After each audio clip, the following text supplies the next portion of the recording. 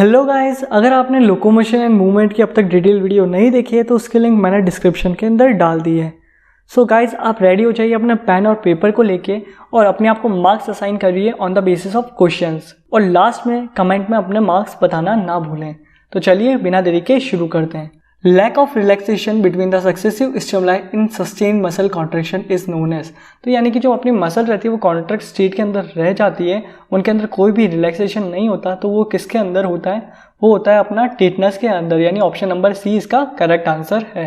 Sliding filament theory can be best explained as.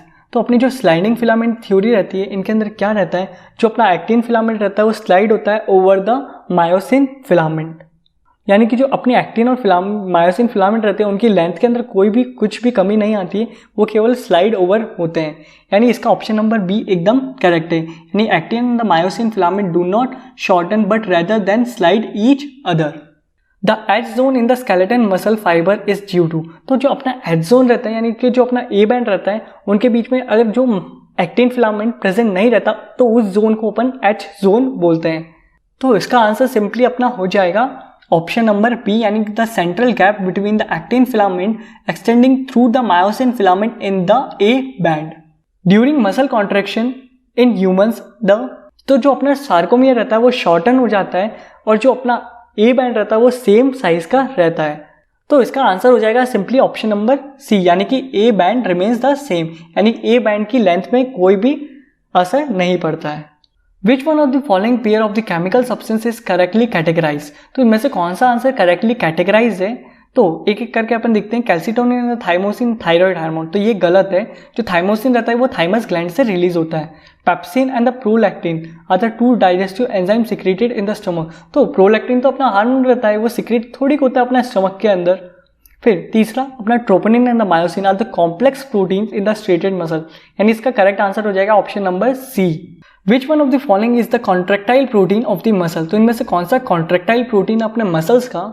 तो इसका simply answer हो जाएगा ऑप्शन नंबर ए, जो मायोसिन प्रोटीन रहता है वो कॉन्ट्रेक्टाइल प्रोटीन रहता है।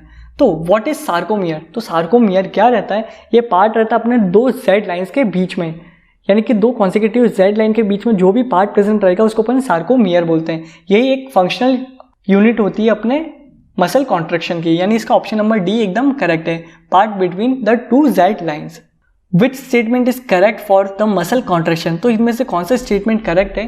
तो इसमें दो स्टेटमेंट करेक्ट है, तो आप क्या गैस करके कमेंट में आंसर बता सकते हैं इसका? तो इनके अंदर जो लेंथ ऑफ एच लाइन वो भी डिक्रीज होती है, लाइन की जगह बट जोन आता तो ज़्यादा बेटर आंसर रहता। तो इसका सेकंड ऑप्शन अपन देखते हैं, length of the A band remains constant. तो ये अपन ने अभी प्रीवियसली क्वेश्चन अटेम्प्ट करा था, यानी इसका ऑप्शन नंबर बी एकदम करेक्ट आंसर है। ए भी करेक्ट है बट लाइन की जगह जोन आना चाहिए था। विच ion is essential for the muscle contraction? तो जो मसल कॉन्ट्रैक्शन होता है उसके लिए जो आयन रिस्पॉन्सिबल रहता है वो कैल्शियम आयन रहता है, यानी ऑप्शन नंबर सी इसका करेक्ट आंसर है। Characteristic of the smooth muscle fibre, तो कैरेक्टरिस्टिक क्या होती है अपनी स्मूथ मसल फाइबर की? तो जो अपनी स्मूथ मसल फाइबर रहती है वो स्पिंडल शेप की रहती है और अनब्रांच रहती है, और इनके अंदर कोई भी स्ट्रेशियन प्रेजेंट नहीं रहते हैं, और वो यूनिन्यूक्लियर रहती है और इनवॉलेंट्री मसल्स रहती हैं। तो इसके अंदर कौन सा करेक्टली आंसर मैच कर रहा है? तो यानी इसका ऑप्शन नंबर ए एकदम करेक्ट आंसर है, यानी स्पिंडल शेप्ड होते हैं, अनब्रांच होते हैं, अनस्ट्रेटेड होते हैं, अनन्यूक्लिएटेड होते हैं और इनवॉलेंट्री होते हैं। The pivot joint between the atlas and axis is a type of. तो जो अपना पाइवेट जॉइंट प्रेजेंट रहता है वो टाइप रहता है एक अपने साइनोवियल जॉइंट का। तो जो अपना साइनोवियल जॉइंट रहता है इनके अंदर साइनोवियल फ्लूइड फिल अप रहता है, यानी इसका ऑप्शन नंबर बी एकदम करेक्ट आंसर है। Out of the X pairs of the ribs in humans, only Y pairs are the true ribs, and select the option that are correctly represent the value of the X and the Y ribs। तो अपने humans के अंदर total 12 ribs present रहती है, और 12 में से जो 1 to 7 रिब्स रहती हैं वो ट्रू रिब्स रहती हैं, और जो 8, 9, 10 रहती हैं वो अपनी फॉल्स रिब्स रहती हैं, और जो 11 और 12 रहती है वो अपनी फ्लोटिंग रिब्स रहती हैं। तो इनमें से कौन सा करेक्टली आंसर मैच्ड है? तो ऑप्शन नंबर डी एकदम करेक्टली मैच्ड है, यानी कि जो एक्स आएगा वो 12 आएगा और जो वाई आएगा वो 7 आएगा। ग्लेनोइड कैविटी आर्टिकुलेट्स विद, तो जो अपनी ग्लेनोइड कैविटी रहती है ये अपनी स्कैपुला के अंदर प्रेजेंट रहती है, और ये आर्टिकुलेट करती है विद द ह्यूमरस बोन और फॉर्म करती है अपनी शोल्डर जॉइंट को, यानी कि बॉल एंड सॉकेट जॉइंट को फॉर्म करती है, यानी इसका ऑप्शन नंबर सी एकदम करेक्ट आंसर है, humerus with the scapula. Which one of the following joints would allow no movement? तो इनमें से कौन सा जॉइंट रहता है वो अलाउ कोई भी मूवमेंट को नहीं करता? वो रहता है अपना फाइब्रस जॉइंट, जो कि अपने स्कल के अंदर प्रेजेंट रहता है, यानी इसका ऑप्शन नंबर डी एकदम करेक्ट आंसर है। विच one of the following is the not the function of the skeleton system. तो इनमें से स्केलेटन सिस्टम का फंक्शन कौन सा नहीं होता है? स्टोरेज ऑफ द मिनरल्स, ये अपना फंक्शन होता है स्केलेटन सिस्टम का, यानी कि जो कैल्शियम और फॉस्फोरस रहते हैं ये स्टोर रहते हैं अपने स्केलेटन बोन के अंदर। Production of the body heat, यानी कि ये तो गलत ऑप्शन है, ये प्रोडक्शन थोड़ी करते अपने बॉडी हीट का, तो यानी इसका आंसर हो जाएगा option number B. Select the correct matching of the type of the joint with the example in the human skeleton system. तो इनमें से कौन सा करेक्ट टाइप है विद द एग्जांपल? तो कार्टिलेजिनस जॉइंट रहता है वो between frontal and the parietal lobe, वो नहीं प्रेजेंट रहता। कार्टिलेजिनस जॉइंट अपना कहीं और प्रेजेंट रहता है। पाइवेट जॉइंट, तो पाइवेट जॉइंट अपना एटलस और एक्सिस के बीच में प्रेजेंट रहता है। हिंज जॉइंट, तो हिंज जॉइंट अपना ह्यूमरस और पेक्टोरल ग्रिडल के बीच में थोड़ी प्रेजेंट रहता है, ये तो अपना हैंड के बीच में प्रेजेंट रहता है, यानी ये एल्बो जॉइंट रहता है अपना। तो इसका ऑप्शन नंबर अपना सिंपली आ जाएगा, जो ग्लाइडिंग जॉइंट रहता है वो बिटवीन द कार्पल्स प्रेजेंट रहता है, यानी इसका ऑप्शन नंबर डी एकदम करेक्ट आंसर है। The characteristics and then example of the synovial joint in human. तो अपन ने साइनोवियल जॉइंट को याद करने के लिए बहुत अच्छी ट्रिक बनाई थी अपने लोकोमोशन एंड मूवमेंट चैप्टर के अंदर, तो उस वीडियो का लिंक मैंने डिस्क्रिप्शन के अंदर डाल दिया है, वो आप जाके चेकआउट कर सकते हैं। तो इनमें से कौन सा एग्जाम्पल है करेक्ट? तो इसके अंदर ऑप्शन नंबर बी एकदम करेक्ट है, यानी कि इनके अंदर फ्लूइड फील्ड रहता है साइनोवियल कैविटी के अंदर, जो कि साइनोवियल फ्लूइड रहता है, और ये जॉइंट रहता है between the atlas and axis, इसको अपन पाइवेट जॉइंट भी बोलते हैं। Select the correct statement with respect to the locomotion in humans. तो accumulation of the uric acid crystals in the joint causes their inflammation. तो ये ऑप्शन एकदम correct है, यानी अगर एक्यूमुलेट हो जाएगा अपना यूरिक एसिड जॉइंट्स के बीच में तो ये इन्फ्लेमेशन कॉज करेगा। इस कंडीशन को अपन गॉट अर्थराइटिस भी बोलते हैं। 3 of the following pair of the human skeleton part are correctly matched with their respective inclusive skeleton category and one of pair is not matched. Identify the non-matching pair. तो इनमें से कौन सा pair गलतली matched है, incorrectly match है? तो sternum और ribs ये एक्सियल स्केलेटन का पार्ट रहते हैं, तो हाँ ये एक्सियल स्केलेटन का पार्ट रहते हैं। Clavicle and the glenoid cavity, तो ये अपना पेक्टोरल ग्रिडल का पार्ट रहता है, ना कि पेल्विक ग्रिडल का पार्ट रहता है, यानी इसका ऑप्शन नंबर बी एकदम करेक्ट है, ये इनकरेक्ट स्टेटमेंट है। जो पेल्विक ग्रिडल है इनके अंदर आते हैं अपने ilium, ischium and the pubis. Which one of the following is the correct matching pair of the 3 times items and their following category. तो जो अपनी इसका ऑप्शन नंबर ए एकदम करेक्ट है, जैसा अपन ने प्रीवियस क्वेश्चन में देखा, जो इलियम, इस्चियम और प्यूबिस रहता है वो पेल्विक ग्रिडल का फॉर्म करता है। Elbow joint is a type of, तो ये एल्बो जॉइंट रहता है अपना एग्जांपल रहता है अपना हिंज जॉइंट का, यानी इसका ऑप्शन नंबर ए एकदम करेक्ट आंसर है। विच one of the following items gives it's correct total number. तो इनमें से टोटल नंबर कौन सा करेक्ट दे रहा है अपना? तो जो फ्लोटिंग रिब्स रहती है ह्यूमंस के अंदर 4 प्रेजेंट रहती है। हाँ, तो 4 प्रेजेंट रहती है, 2 एक तरफ की रिब्स में रहती है और 2 एक तरफ की रिब्स में रहती है, तो इसका ऑप्शन नंबर सिंपली अपना ए करेक्ट है।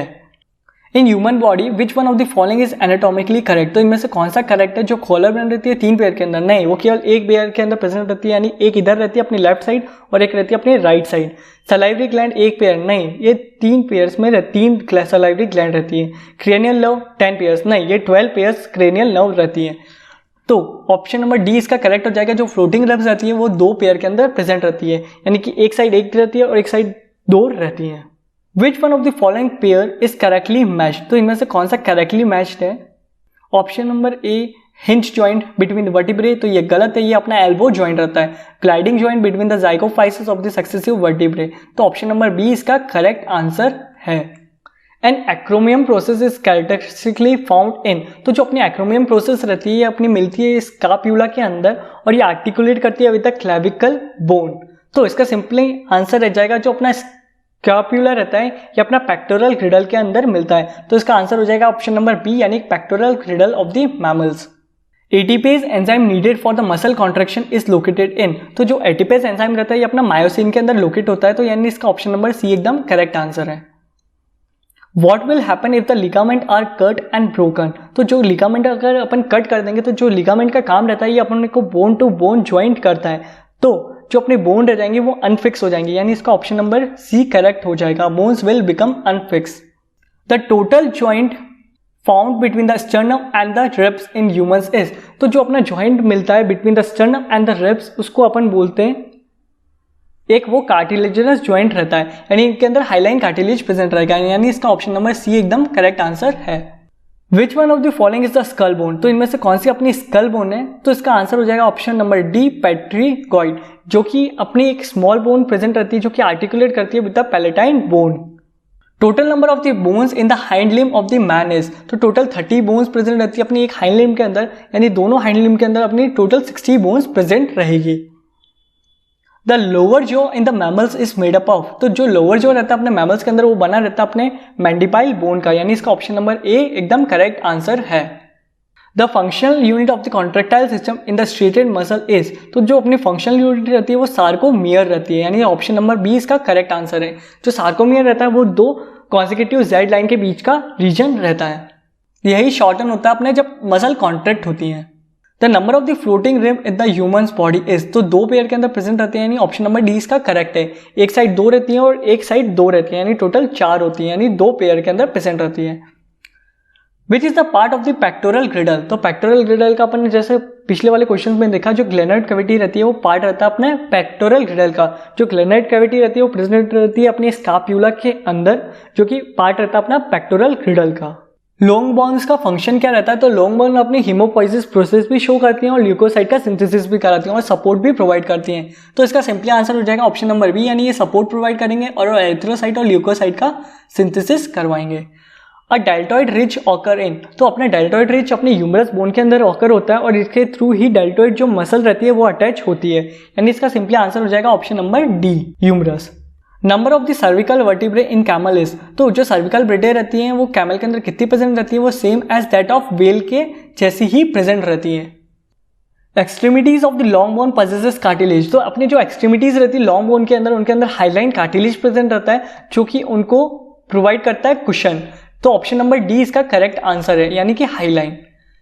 हाइवर्शियन कैनाल ऑकर्स इन, जो हाइवर्शियन कैनाल रहती है वो एक लॉन्ग कॉम्पैक्ट बोन का पार्ट रहता है, यानी इनके अंदर ये ह्यूमरस बोन के अंदर अपनी मिलेंगी।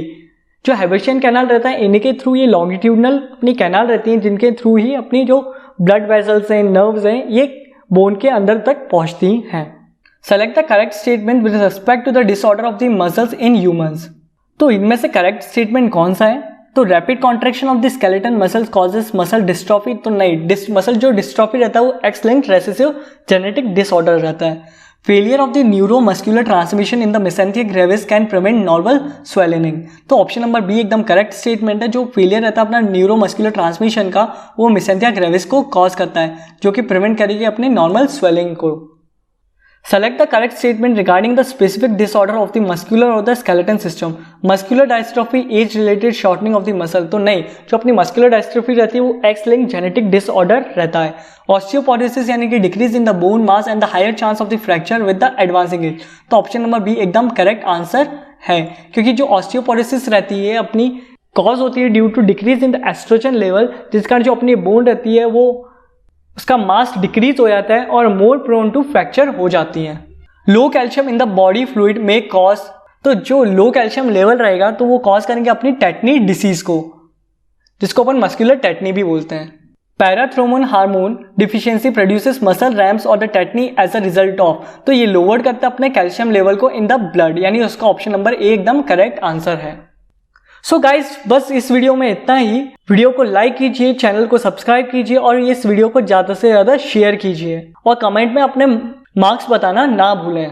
सो thank you guys, we will meet in next video.